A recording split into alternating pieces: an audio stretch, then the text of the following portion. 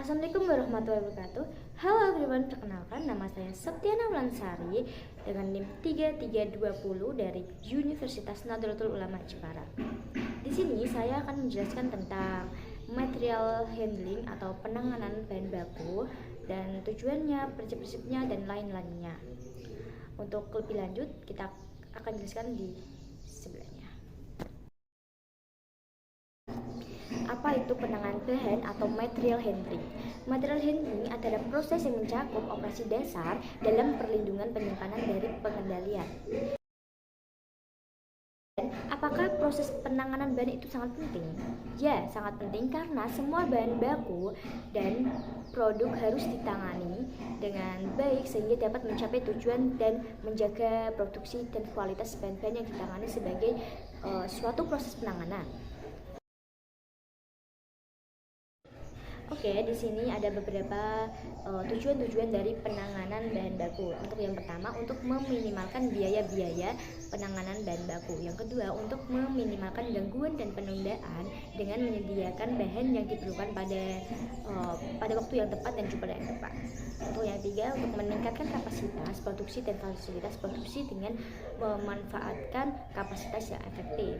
Untuk yang keempat, untuk menjaga keamanan dalam penanganan bahan melalui perbaikan kerja.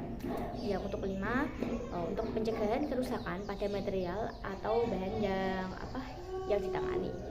Untuk yang keenam, untuk mengurangi biaya-biaya yang berkaitan dengan persediaan.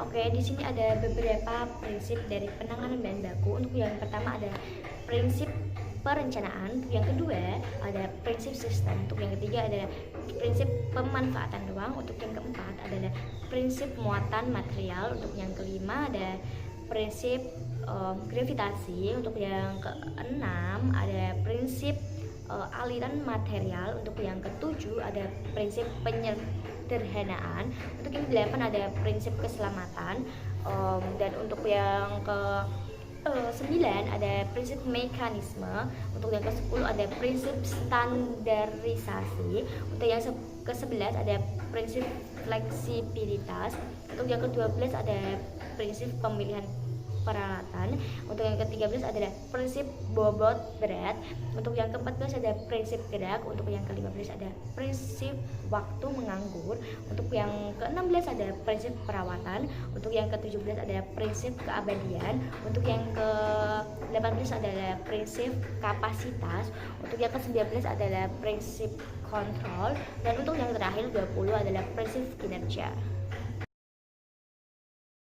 Untuk pemilihan perlengkapan untuk penanganan bahan baku ini memerlukan pemahaman yang baik tentang konsep unit beban, dan banyak sekali perlengkapan penanganan material yang ditujukan untuk kebutuhan proses material handling, sehingga kita perlu memilih peralatan yang cocok untuk kebutuhan penanganan material kita. Untuk pemilihan perlengkapan penanganan bahan merupakan keputusan yang sangat penting karena mempengaruhi biaya dan efisiensi pada sistem penanganan bahan itu sendiri. Untuk faktor-faktor yang harus dipertimbangkan dalam memilih perlengkapan untuk penanganan bahan baku antara lain, yang ke-1 adalah sifat-sifat bahan ya. Untuk yang kedua adalah tata letak dan karakteristik bangunan. Yang ketiga adalah arus aliran produksi. Untuk yang keempat adalah pertimbangan biaya. Untuk yang kelima adalah sifat operasi. Untuk yang keenam adalah faktor-faktor teknis. Untuk yang ketujuh adalah peraratan keandalan. Untuk evaluasi sistem penanganan bahan baku ini sangat diperlukan dan sangat membantu perusahaan untuk meningkatkan efisiensi dan keamanan. Ada beberapa hal yang harus dievaluasi. Untuk yang pertama, untuk penanganan bahan baku ini harus dievaluasi sejak awal hingga akhir. Untuk yang kedua, perlu mengevaluasi efisiensi sistem penanganan bahan baku, termasuk waktu yang dibutuhkan untuk mengambil dan menyimpan bahan baku serta biaya yang dikeluarkan. Untuk yang ketiga, keselamatan termasuk perlengkapan untuk perlindungan diri bagi pekerja, keamanan transportasi, dan keamanan untuk penyimpanan. Arti fasilitas sendiri di sini adalah serangkaian kegiatan yang dilakukan untuk menjaga dan memperbaiki kondisi fisik, mekanik, dan elektrik dari berbagai fasilitas yang dimiliki oleh sebuah perusahaan. Dan tujuannya di sini adalah untuk memastikan bahwa fasilitas itu berfungsi dengan aman dan efisien. Oke, di sini ada beberapa kebijakan dan alternatif pemeliharaan fasilitas. Untuk yang pertama adalah pemeliharaan preventif adalah kegiatan pemeliharaan yang dilakukan untuk mencegah kerusakan mesin dan fasilitas lainnya. Untuk yang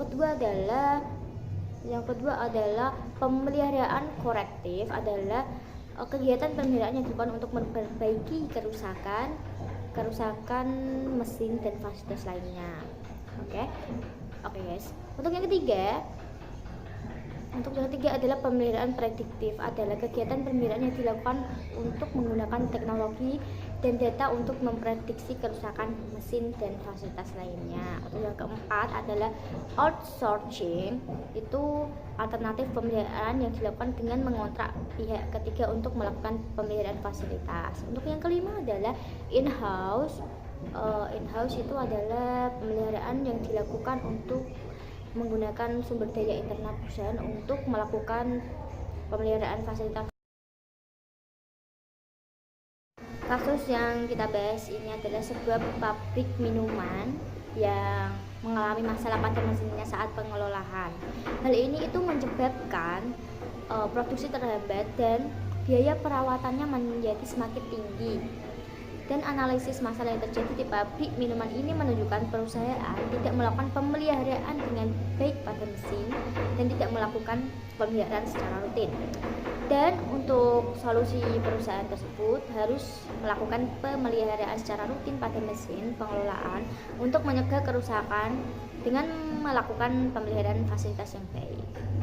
Perusahaan dapat meningkatkan efisiensi operasional dan mengurangi biaya perawatan.